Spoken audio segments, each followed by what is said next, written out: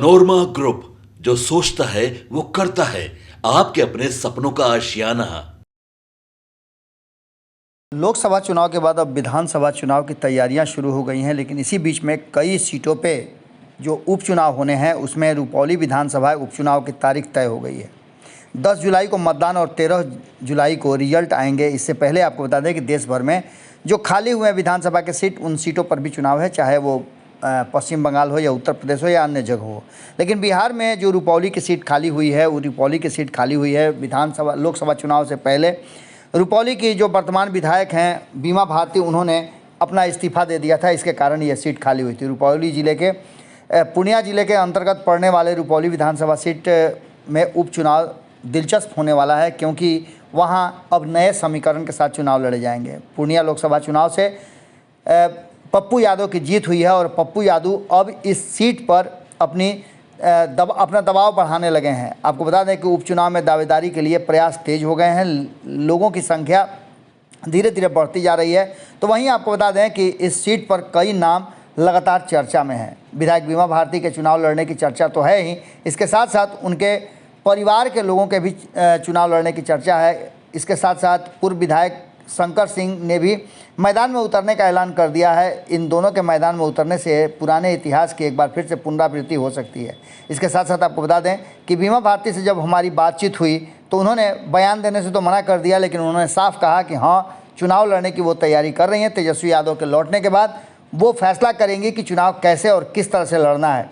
इस बीच आपको बता दें कि लगभग दर्जन भर से अधिक संभावित उम्मीदवारों की गोलबंदी शुरू हो गई है और जातीय समीकरण भी बिठाए जाने लगे हैं। इसी बीच आपको बता दें कि जनता दल यूनाइटेड ने अपने उम्मीदवार की घोषणा कर दी है और कई नाम चर्चा में चल रहे थे, उसमें कलाधर मंडल को सिंबल भी आवंटित कर दिया गया है। हालांकि सिंबल आवंटित करने के साथ साथ अब यह चर्चा भी शुरू हो गई है कि क्या इस विषय पर एनडीए के घटक दलों के साथ बातचीत हुई है। हालांकि इस तरह की कोई भी आधिकारिक जानकारी अब तक नहीं आई है। सोशल मीडिया पर एक ट्रेंड चल रहा है कि शंकर सिंह, एलजेपी के पूर्व विधायक शंकर सिंह उपचुनाव को लेकर सोशल मीडिया पर काफ़ी ट्रेंड हो रहे हैं। उन्होंने सोशल मीडिया पर अपने फेसबुक अकाउंट के हवाले से भी रुपौली में चुनाव लड़ने की बात कही थी। इसके अलावा आपको बता दें कि जो नामों की चर्चा चल रही थी उनमें बीमा भारती के अलावा शंकर सिंह का नाम, कलाधर मंडल का नाम, परवेश शाहीन का नाम, इसके अलावा जदयू नेता शंभू मंडल, मुकेश कुमार दिनकर, कांग्रेस नेता प्रेम प्रकाश मंडल, विकास चंद्र मंडल, जय किशोर मंडल, इसके साथ आरिफ अनवर का भी नाम चल रहा था। लेकिन इन सब के बीच में जो सबसे बड़ी बात सामने नज़र आई है वो ये है कि कलाधर मंडल को सिंबल बांट करके जनता दल यूनाइटेड ने यह स्पष्ट कर दिया है कि जनता दल यूनाइटेड समझौता करने के मूड में नहीं है और वो अपना खूंटा पहले ही रुपौली विधानसभा में गाड़ चुकी है। पूर्णिया से जुड़े हुए इस चुनाव में कहीं ना कहीं इस बार पप्पू यादव का भी इन्फ्लुएंस बड़ा तगड़ा होगा। अब देखना दिलचस्प है कि क्या कुछ निकल के सामने आता है। जिस तरह से लोकसभा चुनाव में जमानत भी नहीं बचा पाई बीमा भारती, उसके बाद से इस विधानसभा चुनाव में क्या वो अपने उम्मीदवारी को रखेंगी।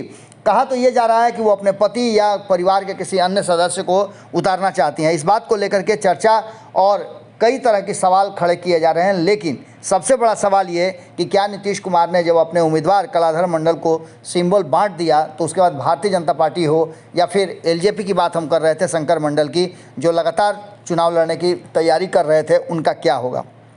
एनडीए के भीतर भी इस सीट को लेकर के काफ़ी रस्साकसी है। लेकिन इन सब से अलग नीतीश कुमार ने फैसला कर लिया है और नीतीश कुमार ने जब फैसला कर लिया है तो इस फैसले पर शायद ही कोई उंगली उठाए। लेकिन एक बात तो पक्का है कि एनडीए के भीतर इस फैसले ने कहीं ना कहीं हलचल जरूर पैदा की है, जिसका असर आगे आने वाले चुनाव और बाकी के बचे हुए जो 4 सीटों पर उपचुनाव होने हैं जो खाली हुए हैं लोकसभा विधायकों के जाने के कारण, उस पर भी रस्साकसी जरूर होगी। जुड़े रहिए भारत लाइव के साथ और सुनिए क्या कहा है कलाधर मंडल ने। जब उनसे पूछा गया, हमारे रिपोर्टर मुकेश ने पूछा कि आखिर इस चुनाव में आप किस तरह से नीतीश कुमार का हाथ मजबूत करेंगे और इस चुनाव में आपकी क्या स्थिति रही है, तो उन्होंने क्या कुछ कहा, सुनिए आप। देखिए, हमें नीतीश जी के क्रियाकलाप, उनका विकासोन्मुख जो कार्य है और हमारा जो सरजमीनी लगाव है, जनता में भरोसा है, इस सब चीज़ को मद्देनज़र रखते हुए मैं आया हूं और माननीय मुख्यमंत्री जी हम पर भरोसा करके प्रत्याशी बनाए हैं और निश्चित रूप से मैं सोच रहा हूं ज़्यादा से ज़्यादा मत लाकर इस सीट को जीतकर जदयू के सामने रखूंगा। क्या लग रहा है कि आपको जनता कितना प्यार देगी? जनता कितना प्यार देगी ये पहले का तो मुझे मालूम है, लेकिन इस चुनाव में जनता कितना प्यार देगी वह रिजल्ट बताएगा, तो फिर आप जान ही लेंगे। नीतीश कुमार जिस तरह से आप पे भरोसा किए हैं, नीतीश कुमार को आप भरोसा दिखाएंगे? उनके भरोसा को 110% मैं निश्चित करार रखूंगा। पनोरमा ग्रुप, जो सोचता है वो करता है। अगर ये वीडियो पसंद आई और वह बिहार के राजनीति और बिहारियत से सरोकार रखेनी तो सब्सक्राइब बटन दबा के चैनल के सब्सक्राइब कर ली। ओजे एगो घंटी बा, ओकरा बटन दबा देला से कुल सटीक और मारक खबर रुआ मुफ्त में मिल जाई। अगर रुआ पत्रकारिता के हमनी के नया प्रयोग में सहयोग कर चाहतानी तो ज्वाइन बटन दबा दी।